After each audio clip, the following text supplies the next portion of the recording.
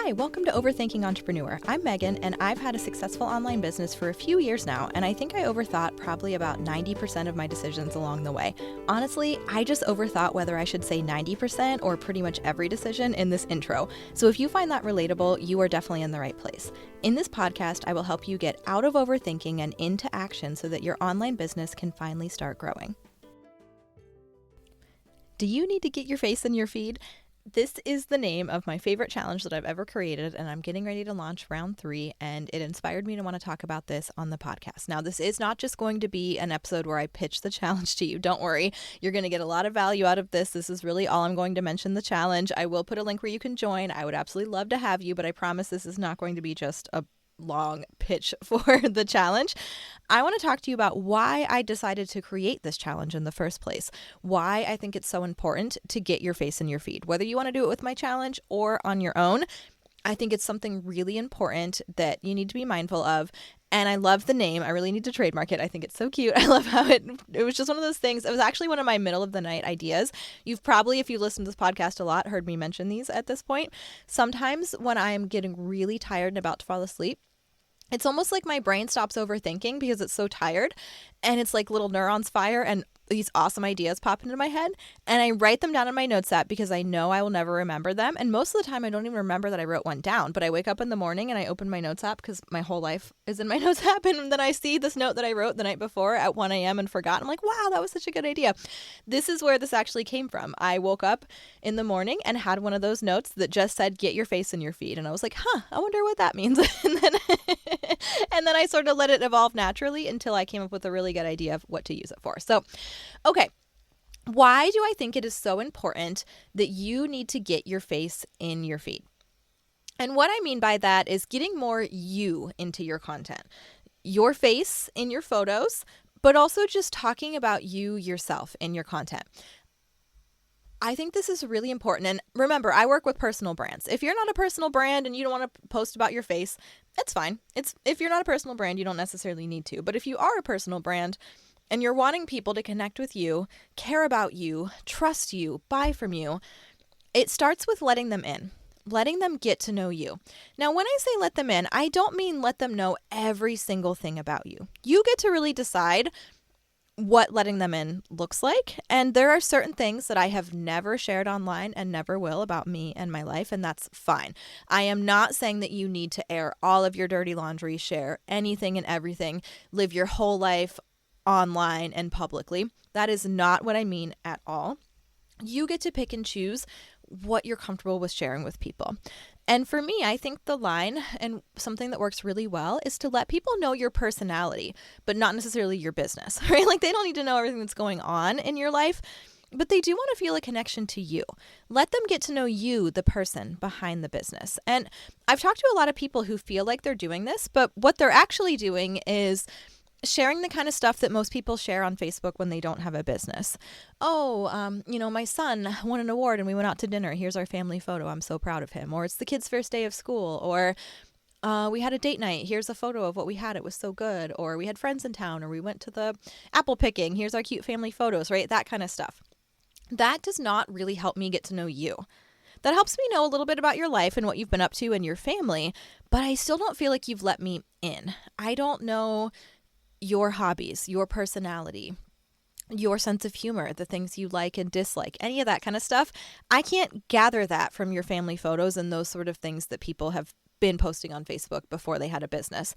And this is where I think a lot of people kind of get thrown off, is that they say, well, I am posting me. Look, here's my family. Look, here's what I did. I'm putting me. It's here. What do you mean I'm not posting it?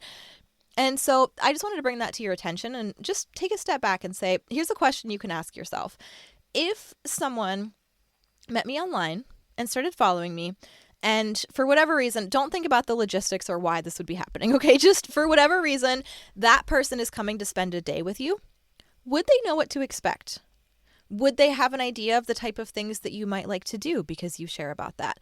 Would they have an idea of what your personality is like? Would they have an idea of some of the conversations you might have and things you might want to talk about? Would they be shocked? Would they know, right? And for some people, it maybe you would take them hiking. It's what you love to do. And you would spend all day discussing literature. And then for some people, you'd have someone come and you'd maybe want to just like hang out at your house and eat some snacks and talk and maybe watch some TV or something. And listen, none of this, like, I'm not trying to say like any of it's better or not. I'm way more person too than the person going on the beautiful hike. So I'm not judging at all. But people should have a sense of that. They should have a sense of what it would be like to spend a day with you if you got to decide what you were doing. Like if you could pick your perfect day, what are some of the things you would be doing? People should have an idea of that. If you've been following me for long enough, and I don't talk about this a ton, so you've had to have been following me for long enough and really paying attention, but you would probably not be surprised to find out if I could pick anything in the world that we're doing, we're probably going to go to a fish show. We're probably going to eat some food. We're probably going to sit home and avoid people because we're going to a concert later and I don't want to get peopled out. Like there's certain things that would not surprise you if you've been following me long enough and really paying attention to my content. And that's what we're going for here, is that people have an idea of who you are as a person. And again, they don't need to know all your business. They don't need details. And you don't have to share every part of who you are or your personality that you're not comfortable sharing. You get to decide what you do and don't want to share.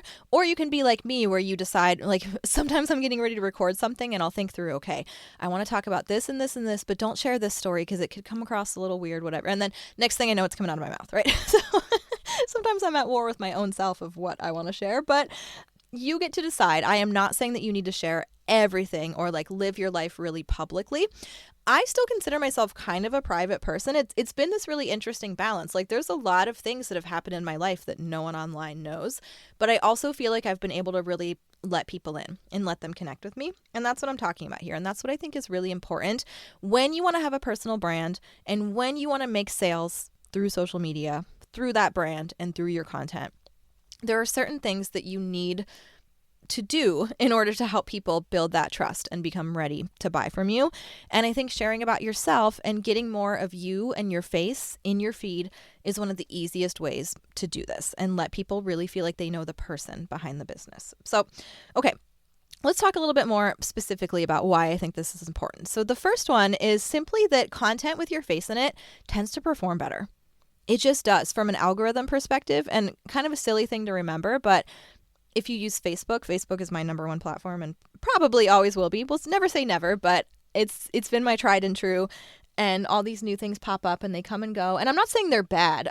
People have had a lot of success on other platforms, but I feel like Facebook is that old faithful that is stuck by me and I don't have any plans to leave anytime soon. But anyway, Facebook, right? It's right in the name. People want to see your face. And so the algorithm can recognize if there's a face in a photo, and it's one of the things that can help it get pushed out to more people. We don't know exactly what the algorithm looks for, and I see posts in my feed that just have graphics or don't have any photo at all that are getting good reach. So I'm not saying this is like a requirement to get good reach, but generally speaking, I've noticed that it really helps a lot in terms of more people even seeing the post to begin with, but also with more people engaging with it because my face is there and it drew them in and they felt more connected to me. But then also even just in terms of, is my content working? Is it doing what I want it to? Because it's possible to be posting consistently, to get good reach and to get good engagement, but still not be making sales.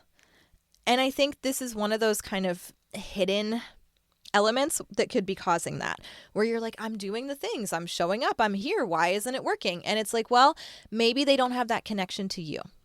Maybe you didn't let them in. Maybe your face hasn't really been in your feed. You're sharing content that, and a lot of times when people are like, oh, I want to teach you how to go viral. Let me show you how to do this. Let me show you how to do that. And I'm like, okay, that's great. And again, I'm not saying that it's not my goal at all. I don't want to tell you what your goal should be, but for me, I don't want a post that blows up and reaches a ton of people that aren't my ideal client. And I also don't want all the kind of weird, creepy comments that come from going viral and like all that. It's just never been one of my personal goals. But I think you really just want to ask yourself, like, okay, yes, it's one thing. Like there's different metrics we can look at of is your content performing. Reach and engagement is an important one, but a much more important one is sales, if that's what you're trying to accomplish. Is this actually bringing in my sales? And so if you're showing up consistently, but you haven't really been getting your face in your feed and really letting people connect with you, the person, I think that change alone could make a big difference for you because more people will see, more people will engage, more people will trust and go on to actually buy from you when they feel more of that connection to you first. And that trust. Let's talk about trust for a minute. This is the next reason, right? Trust is more important than ever these days. I think that the online business world has always been filled with people doing some not so great stuff whose hearts weren't in the right place. But I feel like now they have more resources than ever to really come in guns a-blazing and try to make sales and try to make things happen. And, we see it all the time where people show up and they're trying to follow this blueprint or doing what someone else told them, but they don't really know what they're talking about. They are just doing what someone else said to do. And then people buy from them and they're unhappy. The product was crap, or this person wasn't really qualified to help them like they said that they would, or whatever, right? All these things. Or we see a lot of people, and this happens in network marketing. And you guys know I'm a fan of the network marketing industry, although I'm not in it myself. I am a fan. And then there's also this new master resale rights industry, which I personally am not as much of a fan of, but I have seen some people doing it the right way. But a lot of the marketing in those industries is built around numbers and success. And a lot of people teach fake it till you make it. Pretend like you're super successful. Pretend like it's working, because when you pretend like it's working, that will make more people buy in, and then it really will be working. And then next thing you know, you have this successful business, right? And people build these like houses of cards where they're showing up and pretending to be something they're not, pretending that they're getting results they haven't gotten for themselves or other people. And then people are buying and feeling really frustrated and deceived by the way that it was marketed. And it's just making it harder to build trust for everyone online right now. There's a lot going on, right? And then we also have AI. We have things like ChatGPT and all of these other tools that will write content for you. There's a lot of people out there using ChatGPT to write an ebook, and then they turn around and use ChatGPT to write content to sell this ebook that they didn't even create, right? There's just a lot of weird stuff going on out there right now. And there's also been the rise of the faceless marketing trend, where you don't ever show your face on your social media account. And I actually thought about doing a whole episode about that, and I still might, but that is one of the most baffling things to me personally. I guess I can understand it. Some people are uncomfortable showing their face and it feels weird, but I think it's one of those things you really want to push through, because I just worry about the longevity of a faceless account that you work so hard to build, and then no one even really knows that it's you. I've also noticed a lot of people who started out building faceless accounts are now showing their face, and it's probably for a reason, right? Because that's what works better, and to build the trust. I would never, I don't represent the whole marketplace, so you can absolutely disagree with me. I would never buy from someone that I'd never seen their face. I just point blank would not. So I think that it just really builds that sense of connection and that sense of trust, and that this is a real person. People don't want to see perfection. And I know this is what holds a lot of people back. They're self-conscious about their appearance in some way. There's something that they don't feel confident about, and so they don't like pictures of themselves, and they struggle to take them, and they struggle to share them. I understand that, but I just really think you want to think through, would you buy from someone that you'd never seen their face? And if you would, awesome. Ignore me. Like I said, I don't represent the entire marketplace. But if you wouldn't, but then you're turning around and kind of not doing the same thing, like we often have to ask ourselves, what drew you to the people that you have bought from? What would this work on you? Would you sign up for this? Would you buy from them? If the way that you are marketing would not work on you, it's probably not going to work on your ideal clients either. So you really want to think about, what do you respond well to when it comes to the way that people show up and market themselves? And then last, and I save this for last because I think it's the most important, it's how you build your brand. Leading with you and not what you sell is how you build that brand. And that brand is what gives you that longevity. That brand is what gives you the stability. It's what allows you to change directions down the line and not have your whole business fall apart. If everything is built around what you sell, and especially if it's faceless and it's all just built around this really specific type of content, and then one day you wake up and you don't want to do that anymore. Now, I think if it's just one day, you should probably give it a few before you blow up your whole business, right? But you know what I mean? You wake up one day and you realize you're not passionate about this anymore, or you want to pivot, or there's something else you want to try. That audience is not necessarily going to go with you because they weren't there for you. They don't even know you. And so if you all of a sudden want to talk about a different content type, you're kind of starting from scratch. And I'm not saying that can't happen when you build a brand. Depending on how hard you pivot, depending on how much you change gears, you might still lose a lot of people if they're simply not interested in your new direction. But when they're there for you, not just the thing you sell or not just the information you provide or, whatever that might be, it gives you a lot more security and flexibility. And it also helps you not be so frustrated by the algorithms because people are there for you.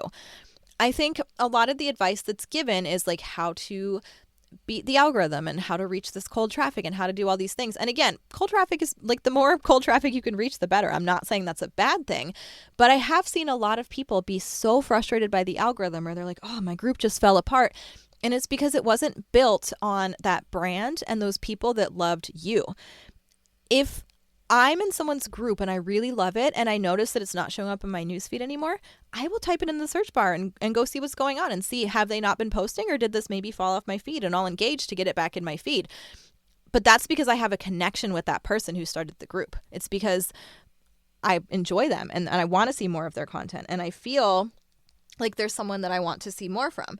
If I don't know who they are, if I don't feel that connection to them, I probably, well, first of all, I might not even be able to remember their name or the name of their group to even find it if I wanted to, but I'm probably not even going to notice that they fell off my feed if I don't feel much of a connection to them, if I don't feel like they're memorable, if their brand hasn't connected with me. And there's a whole lot of people putting in a whole lot of work online towards the wrong stuff, towards the short-term goals, towards how do I make a sale right now? What can I do right now? And they're bouncing from thing to thing, and they're looking for the big secret that's going to help them make all this money. And now they're trying this, and now they sell this, and now they do that. And if you would just build a solid, sustainable brand around yourself, a lot of things would change. First of all, any of those businesses probably could work if you were approaching it the right way and building an audience of people who felt a connection to you. But second of all, this is what's going to make you feel like you're not starting from scratch all the time. This is what's going to allow you to pivot and evolve and take a good chunk of your audience with you instead of feeling like you're constantly starting over.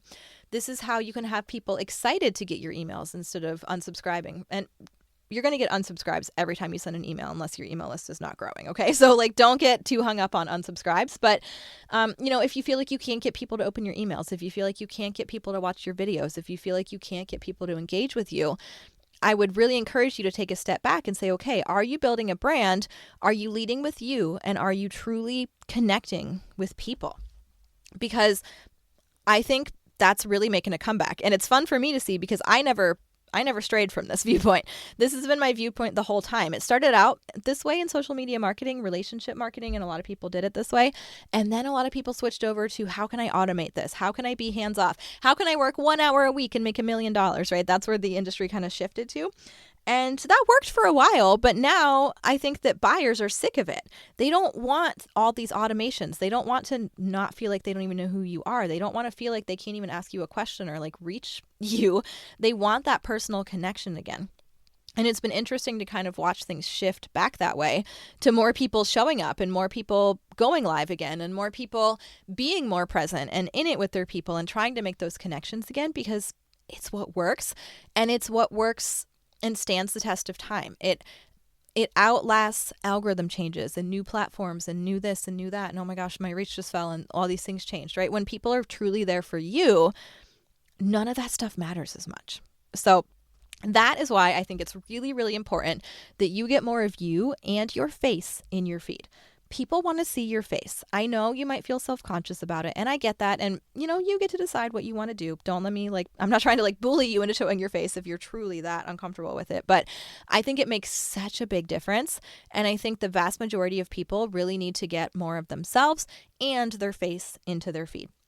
And if you want some help with this, if you want to come into a challenge where I will tell you exactly what to post, I give you prompts. I give you prompts for what to say and prompts for what photo to take to use with it. So if you're uncomfortable taking pictures of yourself and this feels brand new, I'm going to guide you through the photo shoot part of it and how to take the photos of yourself, tell you exactly what to post for 21 days. It is a long challenge, but you get to miss a day. There's a grace date built in. You'll get the prompts up front so you can prepare. There's a lot of things to help you keep up with it, but it is the best challenge I've ever created to really help you share yourself and build those connections and that engagement, get your audience ready. And then I follow it up with another challenge all about what you sell. And this time it's going to lead into Black Friday, which I think is going to be just epic. I'm so excited. But anyway, if you want some help and what I'm saying is making sense to you and you're saying, yeah, that sounds great, but I know I'll never do that on my own. I know I need something to push me to do it. This challenge is what you need. So I hope to see you there.